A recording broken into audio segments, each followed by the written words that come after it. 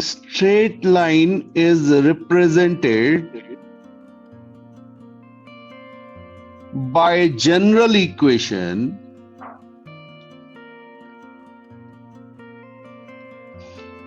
y is equal to mx plus c। बेटा ये y is equal to mx plus c को समझने की कोशिश करते हैं। अगर मैं कोई लाइन ड्रॉ करूं, ये क्या है देखिएगा, यहां पर y की पावर है 1 और x की पावर भी है 1। This is known as linear relationship. आपने पहले भी पढ़ा हुआ है बेटा, लीनियर रिलेशनशिप। ठीक, अब ग्राफ ड्रॉ करने का तरीका आपको पता था पहले से कि कभी भी आपको कोई y is equal to mx plus c graph मिले तो आप x की वैल्यू 0 1 2 3 डालिए और y की वैल्यू निकालिए, बहुत सारे पॉइंट्स बनाइए। बहुत सारे के वैसे तो मिनिमम 2 बनाने हैं आपको, तो एक देख लेते हैं जरा। ठीक है, मान लीजिए ये मेरे पास मेरी एक्सिस है और मैंने आपसे कहा वो पुराना वाला मेथड। ठीक, तो y is equal to 2x, इस लाइन को ड्रॉ कर दीजिए। हाँ जी, तो वो पुराना मेथड क्या होता था, आप x इज इक्वल टू 0 रखते थे तो y इज इक्वल टू 0 आ जाता था। इसका मतलब आपको एक पॉइंट मिल गया 0,0। उसके बाद आप एक और पॉइंट ले लेते थे, x is equal to 1, y is equal to 2 आ जाएगा। ये क्लियर है बेटा सबको? तो अब मैं x इज इक्वल टू 1 और y इज इक्वल टू 2, ये मेरे पास दूसरा पॉइंट आ गया और यहां से मैं एक लाइन बना लूंगा। ये सब ने किया होगा बेटा, बिल्कुल बेसिक मेथड था। ठीक है, लाइन इसी तरह से सिखाई जाती थी और ये मैंने यहां पे एक अपनी लाइन बना दी है, ये मेरी बन गई लाइन। तो ये कौन सी लाइन हो गई बेटा मेरी, y is equal to 2x। Agree कर रहे हैं सबको इससे? Yes sir. ठीक है, अब देखिएगा कि इसको जरा समझने की कोशिश करते हैं। y is equal to mx plus c की जब हम बात करते हैं तो ये जो मेरे पास m है इसे हम कहते हैं स्लोप। जो अभी ऊपर हमने बात की थी ये स्लोप है बेटा। ठीक है, अब मैंने इसे क्वांटिफाई कर दिया। ये कोई नंबर होगा। नंबर क्यों होगा? क्योंकि ये y2 minus y1 upon x2 minus x1 है। ये मेरी स्लोप थी, तो कुछ ना कुछ तो वैल्यू आएगी और अब मैं इसे क्वांटिफाई कर चुका हूं and this is equal to m। Okay, और अब भाई ये c क्या है? तो x की वैल्यू अगर मैं 0 रखूंगा, for x is equal to 0, y की वैल्यू क्या आएगी बेटा? c। ठीक है, तो इसको आप कहते हैं y इंटरसेप्ट। जहां पर y एक्सिस को ये लाइन काटेगी, ये एक इंपॉर्टेंट पॉइंट हो गया जो क्या है? c। c है हमारा y इंटरसेप्ट। इसको जल्दी से नोट कर लीजिए, फिर आगे बढ़ते हैं। तो आपको लाइन बनानी है y is equal to -2x -3। इस लाइन को आपको बनाना है। ठीक, हमारा जो अभी प्रैक्टिस हो रही है, आप किसी भी मेथड को यूज कर सकते हैं, बट अभी जो हम प्रैक्टिस कर रहे हैं वो हम प्रैक्टिस कर रहे हैं स्लोप और y इंटरसेप्ट। ओके, तो ये आपको क्लियरली दिख रहा है y इंटरसेप्ट कहां है या कितना है? ये रहा आपका y इंटरसेप्ट, यानी ये y एक्सिस को कहां कट करेगी? -3 पर। क्लियर? ओके, चलिए आप लोगों का बन गया तो मैं आपको दिखा रहा हूं कि 1 2 3, ये मेरा हो गया -3 बेटा। ठीक है, तो इतना क्लियर है कि ये यहां से पास हो रही होगी। ये किसने बताया हमें? ये वाई इंटरसेप्ट ने बताया कि भाई ये -3 वाई एक्सिस पे -3 से पास हो रही होगी। अब देखिए दूसरी चीज है स्लोप। स्लोप कितनी है? -2। नेगेटिव स्लोप है, अभी ज्यादा चिंता नहीं करनी, नेगेटिव स्लोप है। नेगेटिव स्लोप है मतलब लाइन कैसी होगी? ये -3 से पास हो रही होगी और ये लाइन कुछ इस ढंग से जा रही होगी। ठीक, तो ये लाइन, अभी मैंने एंगल मेजर करना आपको नहीं बताया है, बट वो अभी देख लेंगे। ये समझ में आया बेटा? तो ये मेरी होगी y is equal to -2x -3। Next line जो आपको बनानी है वो आपको बनानी है 2y plus 3x is equal to 6। हाँ जी, इस लाइन को ड्रॉ करना है आपको।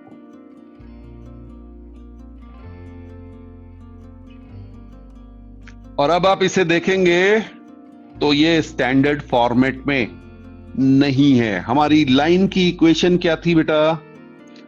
y is equal to mx plus c।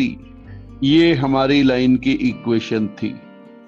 ठीक है, एक और फॉर्म आप पढ़ते हैं, वो अभी मैंने आपको नहीं पढ़ाया क्योंकि फिर कंफ्यूजन होगा। मैथ्स में आप ax plus by plus c is equal to 0 वाला फॉर्म भी पढ़ेंगे, वो हम नहीं कर रहे हैं। हम y is equal to mx plus c से चल रहे हैं।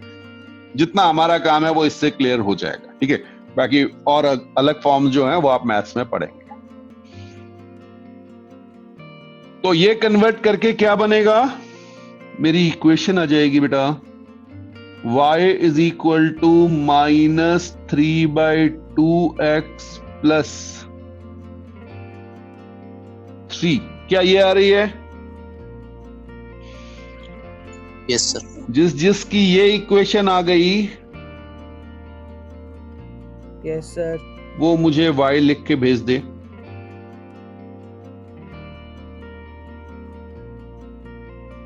ओके, डाउट है तो वो भी भेज दीजिएगा बेटा। ठीक है, चलिए, इसमें कुछ खास अभी ऐसा है नहीं, तो सभी की बन गई होगी। Very good, very good, very good, very good. चलिए, तो अब यहां से हमें क्लियर हो गया कि ये कहां से जा रहा है बेटा। ये y इज इक्वल टू +3 पे कट कर रहा है, तो भाई यहां पे मान लेते हैं ये 1 हो गया, ये 2 हो गया, ये 3 हो गया, ये मेरा +3 रहा। यहां से ये लाइन पास कर रही होगी। स्लोप कैसी है? नेगेटिव। ठीक, तो स्लोप नेगेटिव है, तो इस लाइन को, इतना तो हमें कंफर्म है कि ये लाइन कुछ इस तरह से पास हो रही होगी। ये नेगेटिव स्लोप हो गई। क्लियर?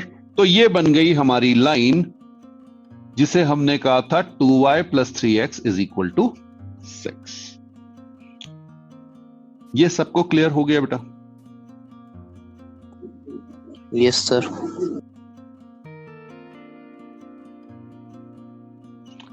लिखिएगा, slope is compared by its magnitude only, not by positive और नेगेटिव साइन। जैसे कोई आपसे पूछे ना, बड़ी स्लोप किसकी है, छोटी स्लोप किसकी है, क्लियर? तो वहां पर आपको केवल मैग्नीट्यूड को चेक करना है। तो जरा इसको थोड़े से एग्जाम्पल कर लेते हैं बेटा। ठीक है, मान लीजिए मैंने आपको एक लाइन दी, y is equal to 2x minus 3। दूसरी इक्वेशन दी, y is equal to -3x plus 4। Third equation दी, 2y is equal to 4x plus 5। और फोर्थ इक्वेशन दी, 3y is equal to -6x। Okay, तो ये 4 इक्वेशन मैंने आपको दी। आपको मुझे बताना है सबसे ज्यादा स्लोप किसकी। अब अगर हम बात करें स्लोप की, तो यहां पर स्लोप बेटा मेरी आ गई +2। यहां पर मेरी स्लोप आ गई -3, यहां पर मेरी स्लोप ये कैंसिल होने के बाद आएगी, y is equal to M X plus C के फॉर्म में लिखेंगे, तो यहां मेरी स्लोप आ गई +2 और यहां पे मेरी स्लोप आ गई -2। और ये जब मैंने स्लोप लिखी तो यहां से आपको क्लियर हो गया कि भाई 3 की जो ढलान है, स्लोप है, वो बिल्कुल बराबर है। द ओनली डिफरेंस इज कि 2 लाइन तो सीधे चढ़ रही होंगी, एक उतर रही होगी। ये कौन सी है? 4th वाली। ठीक है, फर्स्ट और थर्ड जो है, अब इनके जो एंगल होंगे ना बेटा एक्स एक्सिस के साथ, ये एंगल, ये भी एग्जैक्टली सेम होंगे। क्यों? क्योंकि स्लोप क्या है? बराबर है। ये समझ में आया? तो सपोज ये हमारे पास एक लाइन है, रेड कलर की लाइन आपको दी हुई है। अब जरा सी समझिएगा, इस पे कोई भी 2 पॉइंट ले लीजिए, एक ये रहा, एक ये रहा।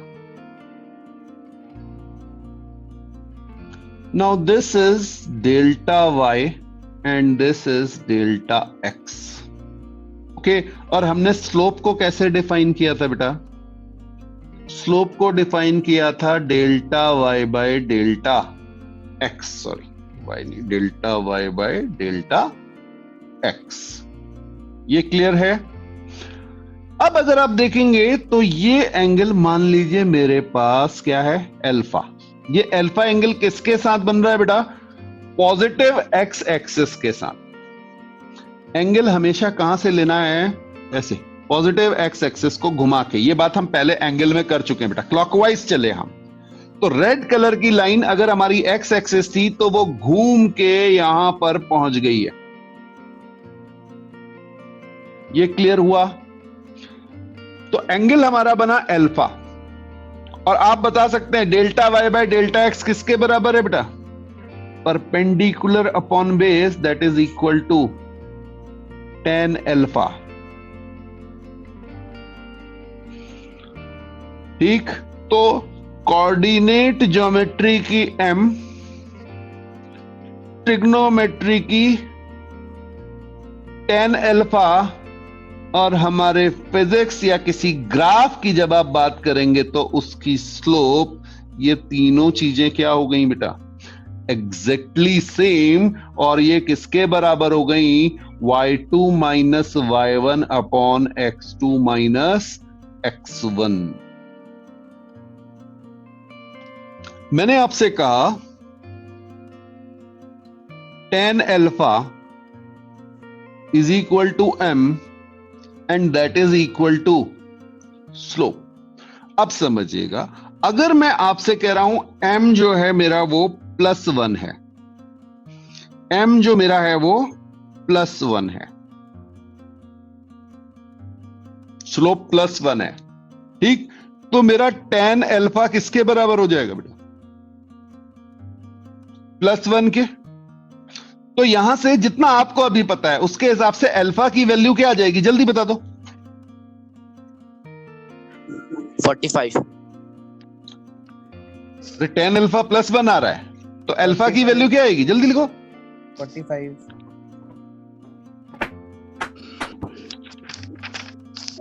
45। बिल्कुल सही बात है, 45 डिग्री आ गया ना सबका? क्लियर? अच्छा जी, बहुत बढ़िया, बहुत बढ़िया बेटा। अच्छा, अब एक चीज का ध्यान रखना, अगर मैं आपसे कहूं tan अल्फा -1 है,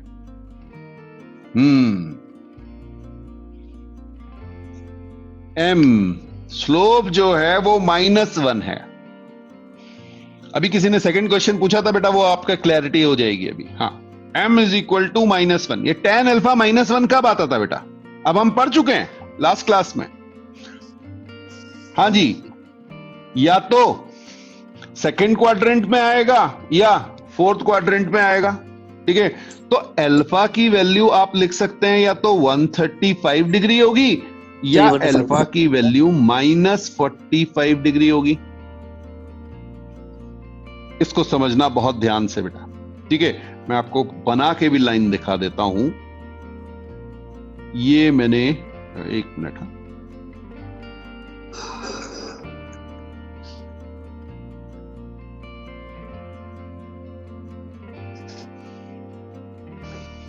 चलिए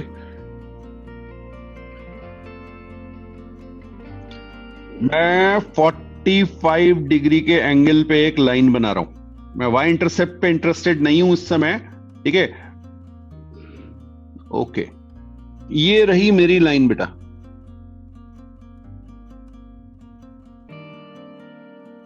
क्लियर है?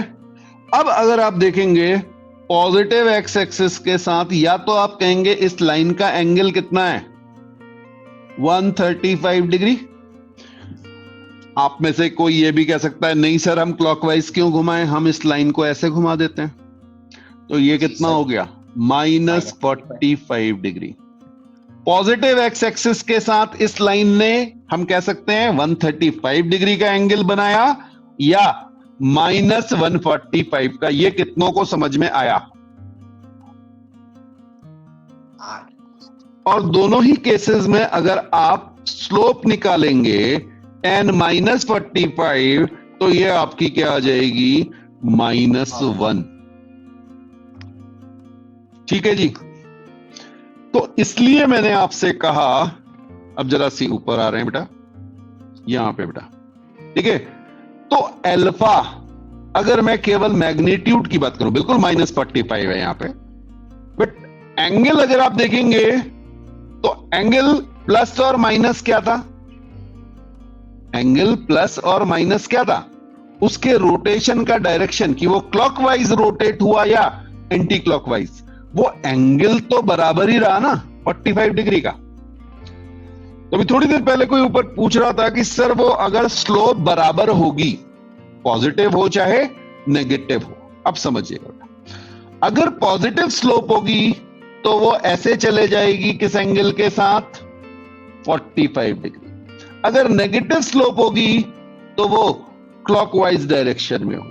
बट दोनों स्लोप की मैग्नीट्यूड क्या होंगे, सेम। तो स्लोप को आप क्या कहेंगे, सेम।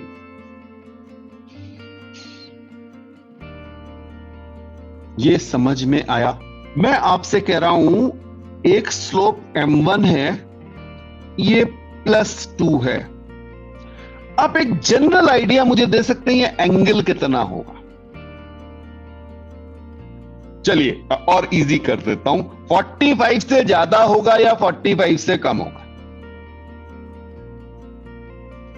ज्यादा। m1 = +2 दिया, एंगल 45 से ज्यादा होगा या 45 से कम होगा? ऑब्वियसली ज्यादा होगा। समझ में आ गया? अरे अभी अभी तो कहा था m = 1 का मतलब हो गया मेरा एंगल कितना है, 45 डिग्री। क्लियर? ठीक है, ओके। तो अब ये एंगल ग्रेटर देन 45 डिग्री होगा, ध्यान रखना एंगल की बात कर रहा हूं, स्लोप तो +2 है। अब इसका मतलब ये हो गया कि if magnitude of m is greater than 1, angle of line is more than 45 degree. ठीक है? And if magnitude of m is less than 1, angle of line is less than 45 degree. ये समझ में आ गया?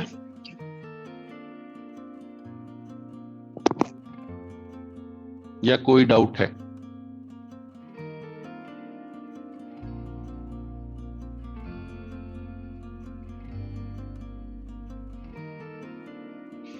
तो अब वो जो मैं आपसे ऊपर बात कर रहा था ना कि कोई लाइन अगर आपको बनानी है तो एंगल अभी आप थोड़ी देर बाद समझ जाओगे। अब देखिए, अब मैं आपसे कह रहा हूं कि फिर से आपको एक लाइन बनानी है और ये लाइन आपकी है y =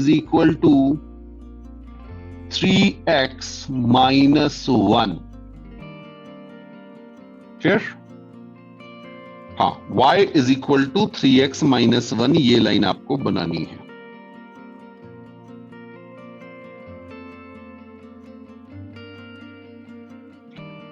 तो ये देखते ही आपको क्लियर हो गया कि एक तो ये यहां से पास की, इसे हमने -1 कह लिया, y इंटरसेप्ट इसका -1 था और स्लोप इसकी 3 है और 3 1 से बड़ा यानी एंगल 45 डिग्री से बड़ा होगा। अब कितना बड़ा होगा वो एक रफ आइडिया आपको लेना पड़ेगा। जैसे आपको पता है बेटा tan 60 डिग्री कितना होता है? √3 होता है क्या? ठीक है, तो आपका ये आंसर आ जाएगा √3 1.7 सम। √3 एग्री कर रहे हैं इससे? ठीक है ना? तो 1.7 से 3 बड़ा यानी एंगल 60 डिग्री से भी थोड़ा ज्यादा होगा। तो एक रफ आइडिया के लिए आप यहां पे बना सकते हैं कि मेरा जो ये लाइन जो जा रही है और ये जो पास होगी ना, ये एंगल मेरा 60 से ज्यादा होगा, इतना तो कंफर्म है। अब वो 66 होगा, 70 होगा, ये धीरे धीरे करके और ज्यादा प्रैक्टिस होगी जब आपकी तरफ समझ में आएगा। बट इतना क्लियर है कि अभी मैं अपनी लाइन को 45 से तो कम ज्यादा बनाई देना बेटा, क्योंकि 45 तो आपको क्लियर है कि ये 3 ये है। ओके, अब देखिए एक और लाइन आपसे कह रहा हूं, ये लाइन है y is equal to 1/3x, या चलिए 1/2x कर लेते हैं, ½ x +1। हाँ जी, इसी पे बनानी है, ½ x +1। ठीक, तो y इंटरसेप्ट सबको दिख रहा होगा। y इंटरसेप्ट कहां है बेटा? ये रहा। तो भाई अब ये यहां से पास करेगी, ये मेरा +1 है। ठीक, और यहां स्लोप जो है वो हाफ का मतलब 0.5 यानी 45 डिग्री से कम हो गया। ठीक है, अच्छा जरा सी एक वैल्यू देखते हैं, tan 30 डिग्री कितना होता है जो आपको नोन है? tan 30 degree is √3/3। अरे 1/√3 होता है ना, तो उसको मैंने √3/3 लिख दिया, तो 1.7/3, तो 0.6 के आसपास ये आएगा और हमारी वैल्यू 0.5 है, यानी ये एंगल मेरा 30 डिग्री से भी कम होगा। फिर से एक बार, ठीक है, मैंने आपसे क्या कहा, स्लोप कितनी है बेटा? स्लोप है 0.5। tan 30 की वैल्यू हमें पता होती है √3/3, तो √3/3 की वैल्यू निकाल लीजिए। ओके, ये आपकी आ जाएगी, ऑब्वियसली 0.5 से तो ज्यादा ही है ना, 0.57 करीब। ठीक, तो इसका मतलब मेरा जो एंगल है वो 30 डिग्री से क्या हो गया? कम हो गया। तो जब मैं अब ये लाइन बनाऊंगा तो 30 ना भी अगर समझ में आए, 45 से तो कम हो गई होगा ना, 1 से तो हाफ कम ही है ना, वो तो दिख ही रहा है, तो 45 से कम बना दीजिएगा। क्लियर? तो ये लाइन मेरी कुछ इस वे में आ जाएगी। तो जब आप लाइन बनाएं और आप उन्हें इस तरह से रिप्रेजेंट, ऐसा नहीं कि एग्जैक्ट आपको वैल्यू पता होनी चाहिए, आप अप्रोक्सीमेटली देखते हैं बेटा 45 डिग्री से कम है, हाँ ये इधर की ओर झुकी होगी, 45 से ज्यादा है या ज्यादा ऊपर जा रही होगी, तो ये अप्रोक्सीमेटली आपको बनानी। मेरे पास इस समय स्केल अवेलेबल है, इसलिए मैं आपको एग्जैक्ट मेजर करके दिखा रहा हूं कि कहां पे आएगा। बट अगर ना भी हो तब भी आप रफली एक आइडिया ले सकते हैं कि भाई मेरी लाइन किस तरह से जा रही होगी, और जितना आप इसे क्लोज बनाएंगे उतना आपको विजुअलाइज करने में आसानी होगी। तो ये हमारे पास आपकी बेटा 2 लाइन है, I am calling it line 1 and line 2। आप मुझे बता सकते हैं किसकी स्लोप ज्यादा है? लाइन 1 की स्लोप ज्यादा है या लाइन 2 की स्लोप ज्यादा है? और इसमें कई लोग कंफ्यूज होते हैं, देख के लाइन 1 की स्लोप ज्यादा है, यही लिख दूं? ओके, पहला आंसर मेरे पास ये आया था बेटा, तो वही मैंने लिख दिया है। देखें आप लोग क्या कह रहे हो। दरबारा कह रहे हैं 2 की स्लोप ज्यादा है, प्रणव कह रहे हैं 2 की स्लोप ज्यादा है। अच्छा जी, क्यों ज्यादा है बेटा 2 की स्लोप? हाँ जी,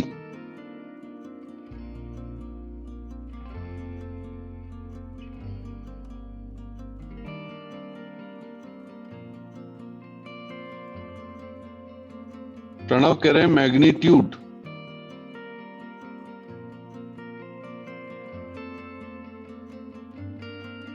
बेटा देखिए, अभी थोड़ी देर पहले हमारी एक बात हुई थी कि कभी भी स्लोप को साइन से नहीं देखना है। साइन कन्वेंशन तो यूज ही नहीं करना है। स्लोप किससे, ऊपर लिखाया था ना मैंने आपको, स्लोप किससे कंपेयर होगी? स्लोप कंपेयर होगी केवल उसके मैग्नीट्यूड से। यार इसको देख के ही बताओ किसकी ढाल ज्यादा। अब यही यही तो हम गड़बड़ कर जाते हैं। हम पता नहीं क्या कैलकुलेट करने बोले, मैथ्स में ये आ रहा था। दो स्लोप अगर आपको दी हुई है और आपसे कहा जाए कि भाई किसकी ढाल ज्यादा है, तो आप क्या कहोगे?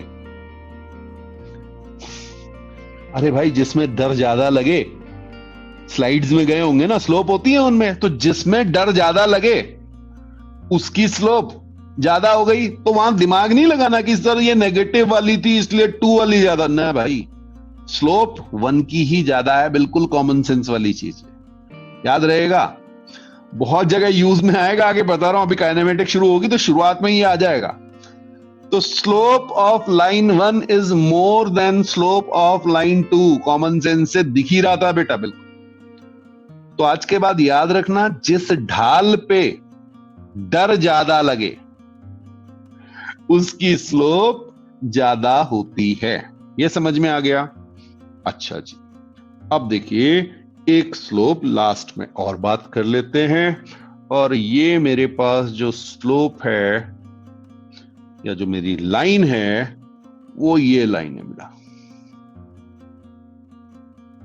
हाँ जी, ये लाइन है वर्टिकल लाइन, या आप इसे line parallel to Y axis भी कह सकते हैं। इसकी स्लोप क्या होगी?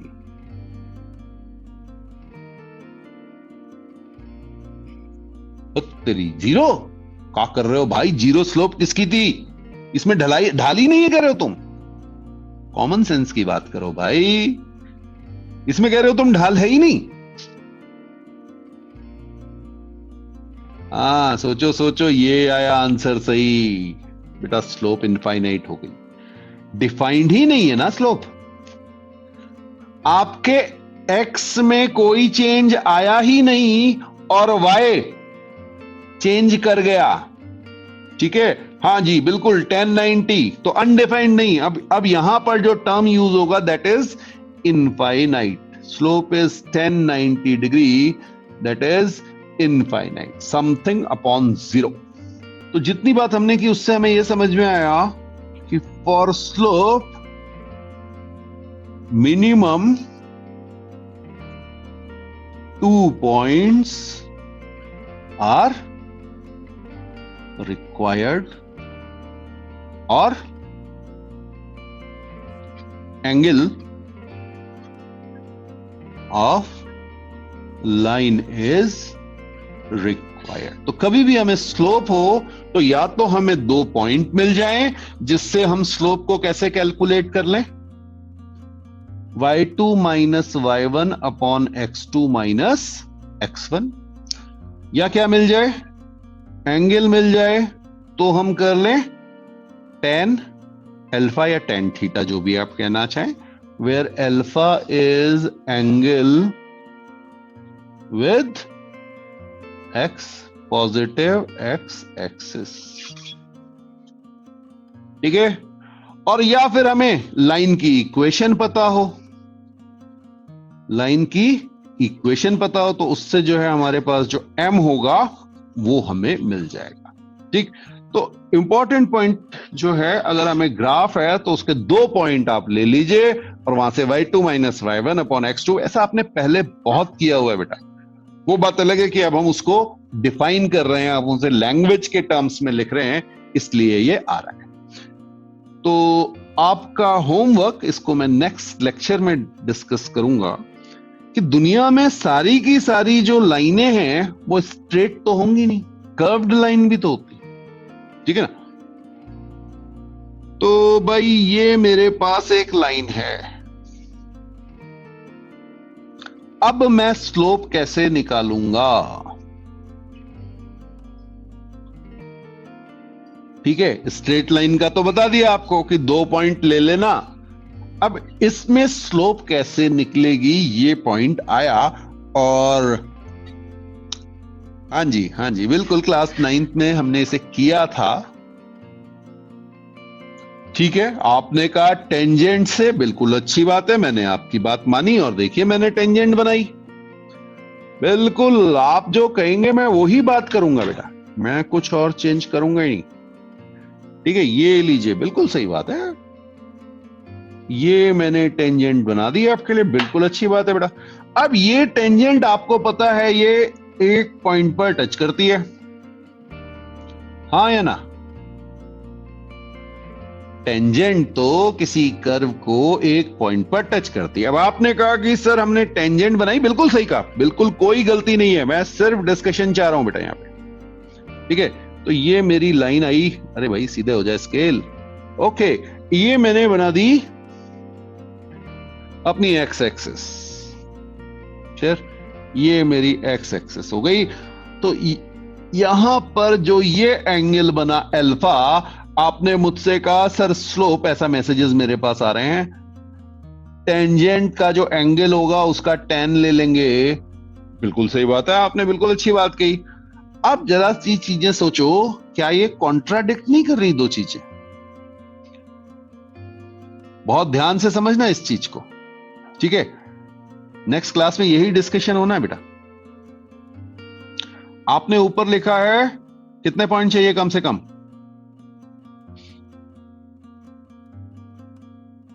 2 पॉइंट, और यहां पे कितने पॉइंट हैं? 1 पॉइंट।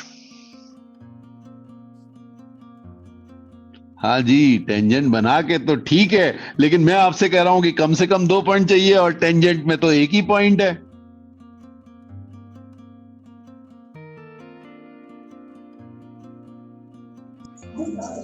Direction and angle.